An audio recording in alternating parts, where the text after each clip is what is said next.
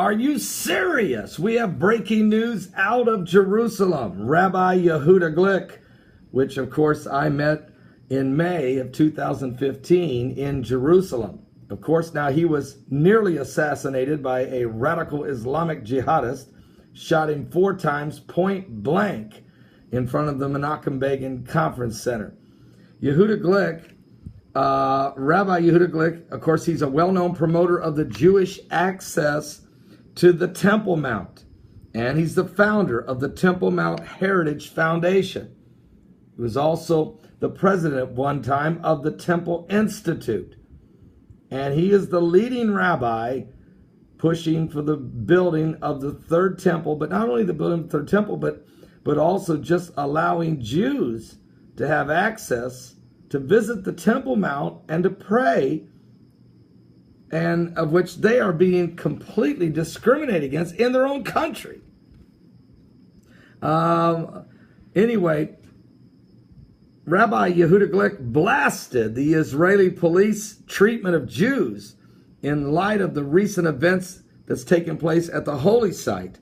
He urged the police to, quote, remember who is the real enemy here. On Sunday, 3 Jews were arrested for allegedly inciting a riot on the Temple Mount for offenses which range from just verbal assaults to simply just wearing a Jewish garment. Now, according to the Jewish press, however, nobody was arrested for an assault on an Israeli police officer that took place there the same day. So, Yehudah Glick being put on the spot, again, having to defend the Israelis' rights to worship on the temple. Forget it. They can't worship. They can't even move their lips when they're on the Temple Mount. And last May of 2015, I met with Yehudah Glick. I interviewed him, a 4-part interview right here on YouTube, which you should watch it. It was very fascinating, extremely fascinating interview. And I am scheduled to interview him again very shortly. And we'll tell you more about that as that comes up. One thing's for sure. The building of the third temple is prophesied in the Bible.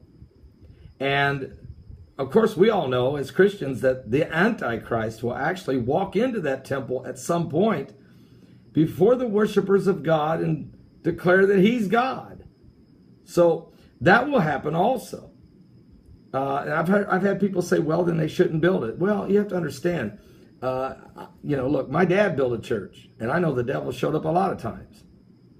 But so did the Lord every time. And people were saved. So you have to understand, you can't stop Bible prophecy is my whole point. You just can't. You know it's already going to happen, and you know some of the things are going to happen after it's built. So what you should say to yourself is, how close are we to the coming of the Messiah, to Jesus Christ, Yeshua? How close are we to his return for the bride? Biblical prophecy is taking place so quickly now. And so we're lifting our voice like a trumpet, and we're trying our best to let people know that we're living in the apocalyptic age. And I also pray for the peace of Jerusalem.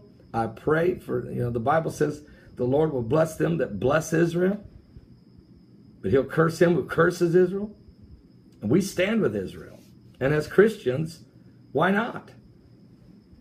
Israel, of course, is the 12 tribes, the sons of Jacob. It's through this bloodline that Christ came into the world. And not only through the Jews, but also, don't forget that Ruth was a Moabite. And the Gentiles also played a role. But Satan doesn't want Jerusalem, doesn't even want Israel to exist. That's why the Iranians are literally salivating at getting their hands on weapons that they could maybe even threaten to annihilate Israel. They'll never do it. They'll never get it done. God won't let them. But Israel is becoming a cup of trembling. Zechariah 12. For Jerusalem will become a cup of trembling and a burdensome stone unto all people. All that burden themselves with it shall be broken into pieces. So this is the time we're in, folks. Matter of fact, listen what the Bible says in Zechariah chapter 12. Behold, I will make Jerusalem a cup of trembling unto all people round about, when they shall be in the siege, both against Judah and against Jerusalem. And in that day will I make Jerusalem a burdensome stone for all people. All that burden themselves with it shall be cut into pieces, though all the people of the earth be gathered together against it. Yet the Lord also says in Zechariah 12, verse 8, in that day shall the Lord defend the inhabitants of Jerusalem. And he that is feeble among them at that day shall be as David, and the house of David shall be as God, and the angel of the Lord before them. And it shall come to pass in that day that I will seek to destroy all nations that come against Jerusalem. And I will pour upon the house of David and upon the inhabitants of Jerusalem the spirit of grace and of supplications.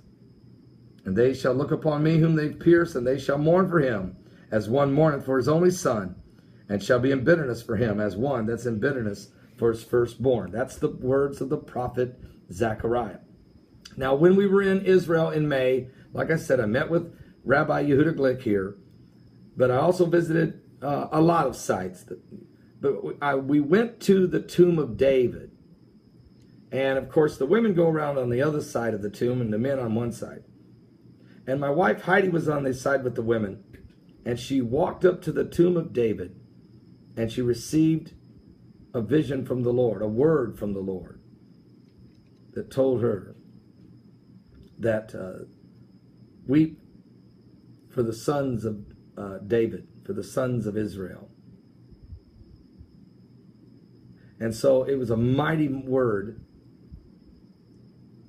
And I'm emotional right now even talking about, because we understand the enemies are gathering.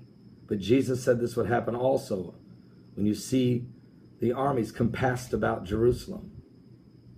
Know that these things which are written shall come to pass, for these are the days of vengeance.